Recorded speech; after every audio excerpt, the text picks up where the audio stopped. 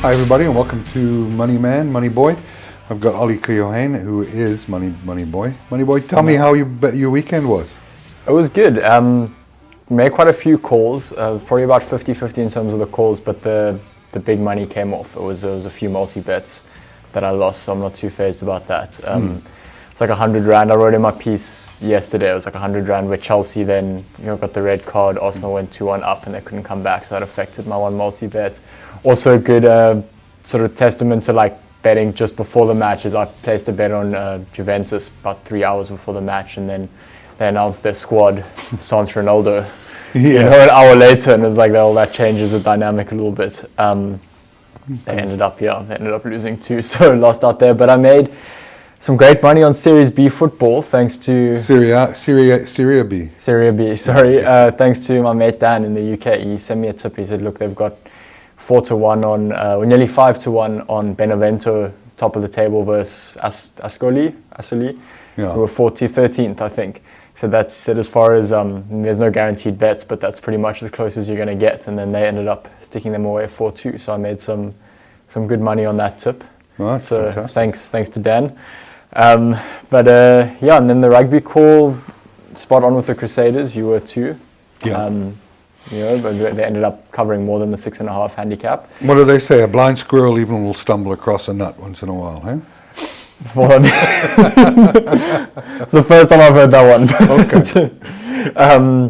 And then the Blues I ended up staying away from. I think it was just the thing of like I actually like to now have an eye on my bets, and watch the match. And I knew that I wouldn't be up for the match, so ended up not betting on it. But we had called 4.5 points early in the week, and they're beating by 11 points, I think. So 11, 12, or 13. What was the score? 32-21. Yeah. Sorry, 11 points. I can't remember. How was your weekend though? You saw some success in American sports.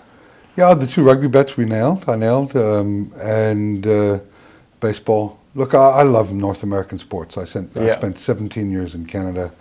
I played college basketball. I played rugby over there, and just fell in love with the sports. Played every sport that I could play. And I love North American sports for their statistics. I'm a firm believer in statistics. So whenever I see, for me, baseball is about the pitching matchup. Basketball is all about defense. And so I've been studying those sports for years. In fact, I'm probably better at North American sports than I am at rugby. Yeah. So what's your success ratio now on your 3 top North American sports? On basketball, it's 21 out of 25, so 84%. Sure. On hockey, it's close to 80%, and baseball probably high 70s. Yeah. But I don't bet on them all the time. It's because the games nice are to be a fan sometimes. Well, yeah. If the game, ESPN now on DSTV, which is fantastic for anybody that follows North American sports. So you've got the NHL playoffs. There's games today. The NBA playoffs and seeding is going on, and then baseball. So you've got 3, and football starts up. American football starts up next month. So it's a great time to be betting on those sports. And follow me, and I'll probably give you guys a few winners. Yeah, I'll start taking your advice on the American sports there. Always hesitant when I don't really understand it though, because I feel like should be educated to be placing the bet, even if I am following a tip. Yeah. Well, whenever you see my tip, just do a bit of reading on it. Yeah. For sure. Anyway, let's hope we can have another good week, and look forward to chatting to you before we tip our New Zealand rugby. That should come out Friday. Yeah. Cool. Thanks all. Thanks, Kev. Cheers, man.